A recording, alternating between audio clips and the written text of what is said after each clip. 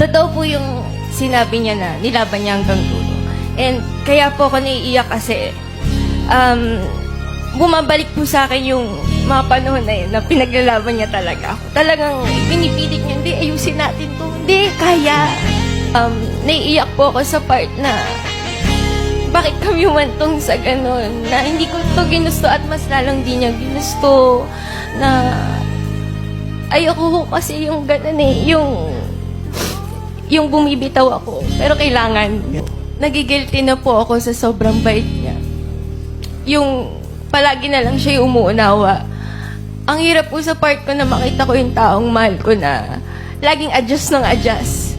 Laging ako yung inuunawa. Sinubukan ko po muna bago po akong bumitaw eh. Sinubukan mong Kontrolin ko po, baguhin din po yung sarili ko. Mag-a-adjust ka para sa Nag-adjust kanya. din po ako, kaso talagang kahit ano pong adjust ko, hindi ko rin po maiwasan na hindi ko siya masaktan.